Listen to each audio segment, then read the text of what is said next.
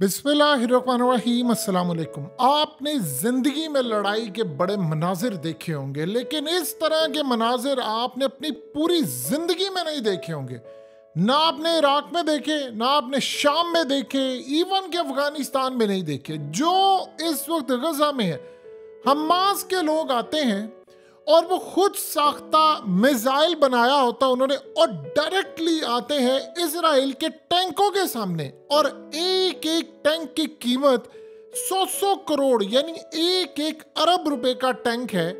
Imagine कर लें, चंद हजार या लाख रुपए का एक वो मिसाइल तैयार होता है और उस मिसाइल से वो आकर 1 अरब रुपए का टैंक तबाह कर जाते हैं। आपने जिंदगी में कभी ऐसे मनाजिर नहीं देखे होंगे कि वो उनके सामने खड़े होते हैं और उनके टैंक्स तबाह कर देते हैं, और उन टैंक्स में जितने उनके फौजी होते हैं वो सारे के सारे मारे जाते हैं। यानी आपने जिंदगी में ये मनाजिर देखिए, कैसे वो लोग आ रहे हैं और पीछे से आते हैं और कहीं से निकल आते हैं और आकर उन टैंकों के ऊपर वो मिसाइल मारते हैं।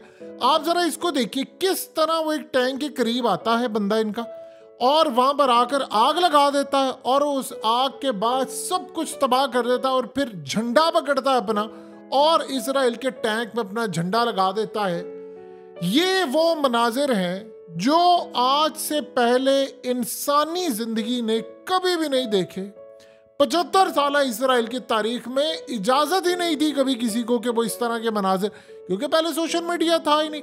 जंग तो हमेशा होती थी एक तरफा, और एक तरफा जंग होती थी और उसमें दिखाया जाता था कि फलाने, जिस तरह अमेरिका ने किया अफगानिस्तान के अंदर। अफगानिस्तान में क्या होता था, यही होता था, अमेरिका ने मार दिया ड्रोन का जी, 400 दहशतगर्द मारे, पता चला सारे मासूम है।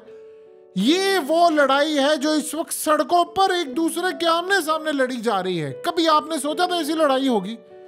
इस लड़ाई के बाद कि इजराइल की फोर्सेस वहां पर ग्राउंड पर शिकस्त खा रही हैं, इन्होंने ऐलान किया, इजराइल के मिनिस्टर ने तप कर ऐलान किया, उसने कहा कि बस फिर हमारे पास कोई रास्ता नहीं है, यहां से गजा के लोगों को या तो निकाल दो या आयरलैंड भेज दो या फलाना भेज दो, नहीं तो फिर हम यहाँ पर न्यूक्लियर, हमारे पास ऑप्शन है, हम यहाँ पर एटम बम मार देंगे।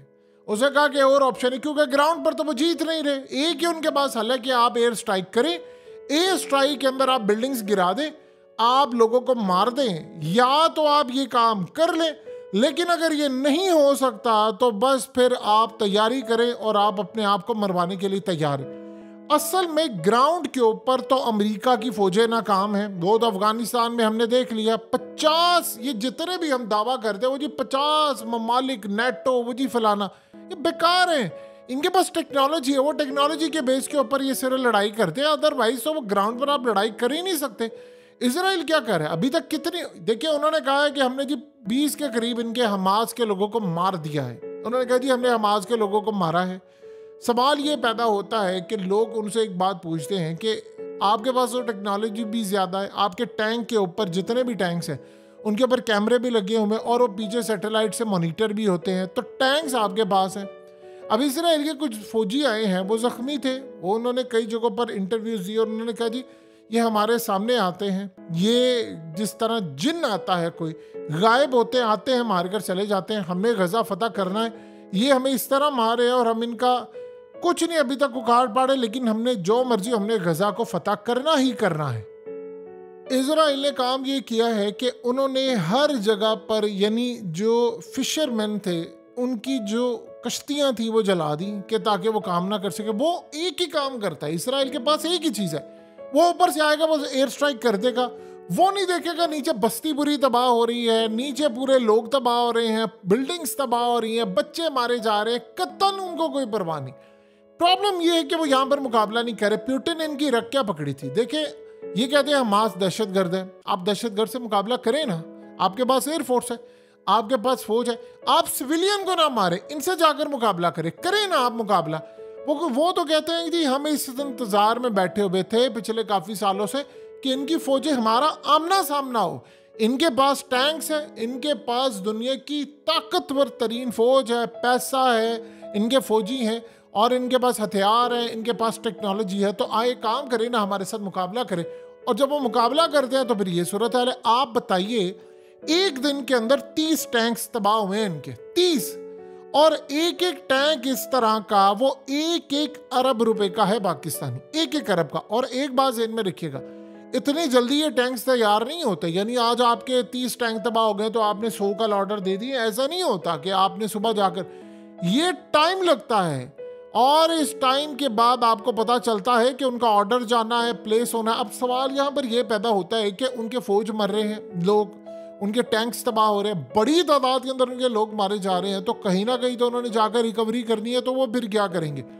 वो फिर इस तरह का काम करेंगे, यहाँ पर ये सूरत हाल कायम करेंगे कि इस तरह की खबरें जो दबी रहें वो फिर उसके बाद एयर स्ट्राइक करते हैं। और उन्होंने कहा जी हस्पतालों के अंदर हमास के लोग हैं। अब मिसाल के तौर पर आप एक बात बताइए, अगर किसी हस्पताल के अंदर, लेट से मिसाल के तौर पर इसराइल की बात हम सच मान लेते हैं, किसी हस्पताल के अंदर कोई अगर 1000 लोग हैं और उनमें को 10 से 15 लोग हमास के हैं, चाहे वो मरीजों की सूरत में हो या किसी और सूरत, आप ऊपर से एयर स्ट्राइक कर दें और आप 1000 बंदा मार दें, इसका मतलब है कि आपने 990 बंदा जो मारा है वो सारा मासूम था।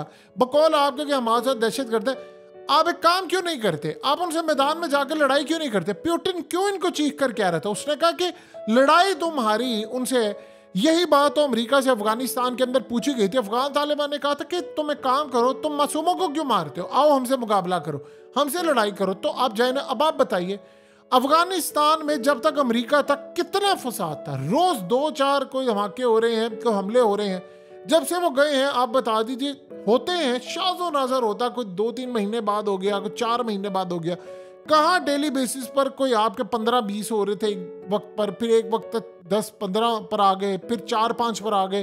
फिर ये सूरत हाल थी कि एक वक्त में 22-25 तक भी गए, 30-35 तक भी गए। हर जगह पर छोटी बड़ी कई जगह रिपोर्ट हुए, कई जगह नहीं हुए। तो जब तक ये फोर्सेस रहती है तब तक तबाही क्यों आती है? यानी आपको ये लग रहा है कि जी वो असल में, अब आप इसराइल की बात सुने, वो कह रहे हैं जी ये हमारा तो ये लैंड बड़ा पुराना था, 2-3 हजार साल पुराने। तो लोगों को ये बात समझ नहीं आ पा रही, उनके लैंड में खाली फलस्तीन नहीं था, उनके लैंड में मिस्र था। आप बताइए फिरौन कहां पर था, बनी इसराइल कहां पर थी, और वो कहां से चले से? फिर उसके बाद है तो यूसुफ अलैहिस्सलाम का दौर, वो कहां पे थे? तो क्या उन्होंने सिर्फ और सिर्फ फलस्तीन को लेना है? मिस्र को नहीं लेना, उर्दन को नहीं लेना, तुर्की को नहीं लेना, शाम को नहीं लेना, मिडिल ईस्ट पूरे को नहीं लेना। वो तो कहते हैं जी हमारी तो हुकूमत फैली हुई थी दुनिया भर में और सिर्फ हम ही राज करते थे, हमें ही जीने का हक है। यानी आप यहां पर अंदाजा नहीं लगा सकते कैसे मुमकिन है कि आप सरेआम, आपका मिनिस्टर खड़ा होकर कहता है कि हम गजा में ना पानी जाने देंगे, ना फ्यूल जाने देंगे, हम मिसाइल मारेंगे और एटम बम मारेंगे और सब कुछ मलिया मेट कर देंगे, और दुनिया उनको रोकने को तैयार नहीं है। आप अंदाजा कीजिए कि बरतानिया के साबिक और ऑस्ट्रेलिया के जो प्राइम मिनिस्टर थे बोरिस जॉनसन और स्कॉट मॉरिसन, ये इसराइल पहुंचे हैं और जाकर उनकी मिलिट्री से बातचीत हो रही है। इनके अपने मुल्कों में लोग सड़कों पर आए हुए हैं और वो कह रहे हैं कि तुम लोग यहाँ पर झक मारे हो। तो कहीं ना कहीं वो इसराइल को पैगाम दे रहे हैं कि आप लोग हाथ होला रखें, आप लोग तबाही से बाज रहे, फलाना रहे, ये करे वो करे। लेकिन वो नहीं समझे। अब इस सारी सूरत हाल के अंदर उनको समझा रहे हैं कि इस जंग को बंद करें। अमेरिका ने प्रेशर दिया है, अमेरिका ने इसको कहा है कि हमारे मुल्क में शदीद एहतजाज हो रहा है, लोग सड़कों पर हैं, लोग गुस्से में हैं, नफरत का इजहार कर रहे हैं। और खाली मुसलमान नहीं है, गैर मुस्लिमों की इतनी बड़ी तादाद है। वो कह रहे हैं कि इसराइल यहाँ पर आम मासूमों को मारा है, सिविलियंस को मारा, तो तुम लोग रोको। वो कहता मैंने नहीं रुकना, तुमसे जो होता है वो कर रहे हो। वो कहता नहीं फ्यूल दूंगा, क्या कर लोगे? उसको पता है कि मुस्लिम ममालिक ने तो नहीं आना, ये तो बात तय हो गई है। उसने कहा यार ये तो बिक चुके हैं सारे, जो अमेरिका के अंदर लोग हैं उनको तो हमने खरीदा हुआ है बड़ी बड़ी पोस्ट पर, बाकी जगहों पर हमने मैनेज कर लिया है तमाम लोगों को। अब इस सारी सूरत हाल में आप ये देखें कि इसराइल की जानिब से एक क्लियर डायरेक्शन दे दी गई है। उनके फौज के लोग मर रहे हैं, उनके टैंक्स मर रहे हैं, उनके आप ये देखें कि हर तौर पर, यानी एक टैंक की मौत हो जाती है जो वो बुरी तरह तबाह हो जाता है, उनके ड्रोन जब वो तबाह हो रहे हैं उनकी भी मौत हो रही है और मर रहे हैं। यानी ये जो इस वक्त सूरत हाल पैदा हो रही है, लिबनान की जानिब से क्लेम किया गया है कि भाई हमने इसराइल का ड्रोन मार गिराया है। अब इसराइल को पूरी दुनिया कह रही है कि तुम रुको, लड़ाई है, लेकिन वो कह रहे हैं जी हमने गजा को बिल्कुल कारपेट करना है और गजा को हम कारपेट करने के करीब पहुंच चुके हैं। अब हुआ क्या है, नेतन्याहू ने काम क्या किया है कि जिस मिनिस्टर ने धमकी दी है कि हम न्यूक्लियर जाकर एटम बम का बटन दबा देंगे और हम वहाँ पर मिसाइल दाग देंगे एटमी, तो आप ये देखिए कि उसके बाद हुआ ये है कि दुनिया भर से इस वक्त बैकलैश आया, बहुत ज़्यादा बहुत ज़्यादा। और जानते हैं उसने क्या किया नेतन्याहू ने? होता है कि आप उस बंदे को निकालते हैं, उसको रिसाइन करवाते हैं, सब कुछ करते हैं। नेतन्याहू ने दुनिया भर से इतना एहतजाज आने के बाद इस मिनिस्टर को सिर्फ और सिर्फ कहा है कि आज के बाद हम इसको गवर्नमेंट की मीटिंग्स के अंदर नहीं बिठाएंगे और इसने ये जो बात की है ये हम नहीं बताएंगे। अब आप जानते हैं कि ये क्या मतलब, इसका मतलब क्या है? उसका मतलब ये है कि जिस मीटिंग के अंदर बैठकर हमने ये डिसाइड किया था कि हमने गजा के ऊपर जाकर एटम बम अगर हमें बटन दबाकर मारना पड़ा तो हम वो कर लेंगे, इस बंदे ने बाहर जाकर ये बात लीक क्यों कर दी? हम इसको ओहदों से नहीं हटा रहे, हम इसको पार्टी से नहीं निकाल रहे, हम इसे इस्तीफा नहीं ले रहे। आज के बाद हमने इसको मीटिंग्स में नहीं बुलाना। असल में उसने एक जगह पर खड़े होकर इंटरव्यू के दौरान एक बात कह दी और उसने कहा कि भाई हमारे पास ये ऑप्शन है और हम किसी भी वक्त गजा के अंदर हमारे पास एक ऑप्शन है तो हम एटम बम गिरा सकते हैं। तो आप एक बात बताइए कि ये चीज़ बगैर वो अपनी प्राइम मिनिस्टर के अप्रूवल के कर सकता है कि अपनी फौज के अप्रूवल के? जाहिर सी बात है, जिस मीटिंग के अंदर वो बैठता था वहाँ पर फौज के लोग थे, नेतन्याहू वहाँ बैठा होता था, आर्मी के लोग थे, इंटेलिजेंस इदारों के, तो वहाँ पर एक फिजिबिलिटी आती है कि अच्छा अगर हम गजा के ऊपर एक एटमी हमला कर देते हैं तो फिर उसका रिएक्शन क्या होगा और हमने रेडिएशन से कैसे बचना है कि वो वहाँ पर अगर हम एटमी हमला करते हैं तो क्या वो इसराइल तक उसके ज़रात आएंगे, लोगों तक मसला नहीं। उन्होंने उस पर पूरी वर्किंग की होगी, वो कोई ऐसा महदूद पैमाने का करेंगे जिससे असरात ना आए या वो उसको मैनेज कर सके जिस तरह भी। तो वहाँ पर ऑप्शन डिस्कस होगी कि अगर ग्राउंड पर चूंकि हमारी फोर्सेस को इस वक्त बड़ी मार पड़ी है, हमारे टैंक्स तबाह हो रहे हैं, यानी इतनी बुरी सूरत हाल है कि हालात ख़राब हो गए, मिलियंस ऑफ डॉलर्स के टैंक एक एक छोटे छोटे मिसाइल से तबाह हो रहे हैं, तो उन्होंने वहाँ पर डिस्कस किया होगा कि अगर हम मुकम्मल तौर पर फेल होने के करीब हो जाएंगे तो हमारे पास एक ऑप्शन है कि हम वहाँ पर एटमी हमला कर देंगे। दुनिया के अंदर एक एटमी हमला पहले भी हुआ था और वो अमेरिका ने किया था, तो दुनिया ने इसका क्या बिगाड़ लिया था? उस वक्त जब हमला किया था तो दूसरी जंग अजीम छिड़ी थी और तबाही हुई थी, तो ही उसके बाद इसराइल का क़याम आया था ना। तो अगर हमें भी दुनिया के लिए एक एटमी हमला करना पड़े तो इससे हमारी दहशत फैलेगी। दहशत कहाँ पर फैलेगी? सबसे पहले हमारी दुनिया भर में मुस्लिम कंट्रीज में फैलेगी, वो कोई भी हमारे यहाँ तक आने की जरूरत नहीं करेगा। तो ये सूरत हाल जब पैदा हो जाएगी तो हम मजीद ताकतवर हो जाएंगे। अब इस मिनिस्टर ने वो वहाँ पर मीटिंग में बैठा हुआ था, उसने वहाँ पर ये बात रखी, वहाँ पर डिस्कस हुआ था कि हम इसको बात को बाहर नहीं करेंगे।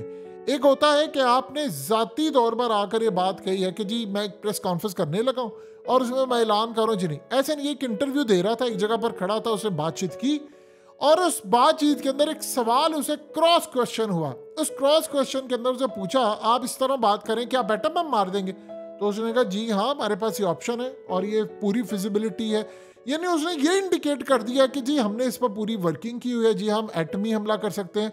या ये भी सूरत हाल उसकी पैदा हो सकती है कि उसने एक क्लियर इंडिकेट कर दिया इन सब की मर्जी के साथ।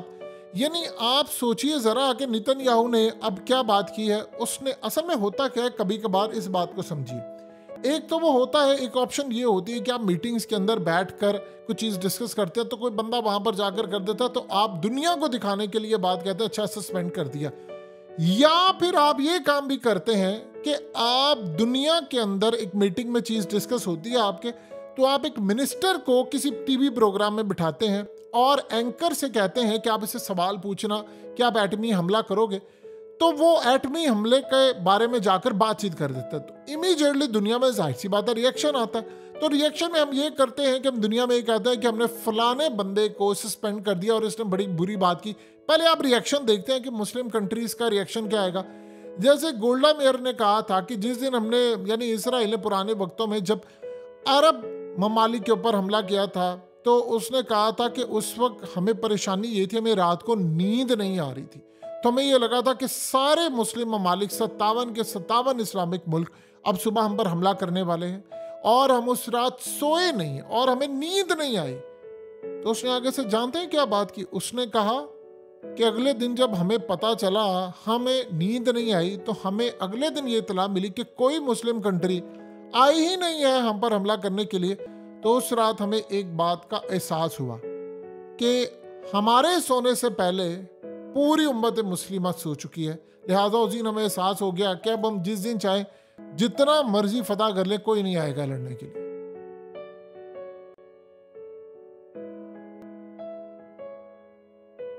हकीकत टीवी को सब्सक्राइब करना मत भूलें, वीडियो को लाइक करें, शेयर करें और कमेंट सेक्शन में अपनी राय का इजहार जरूर करें।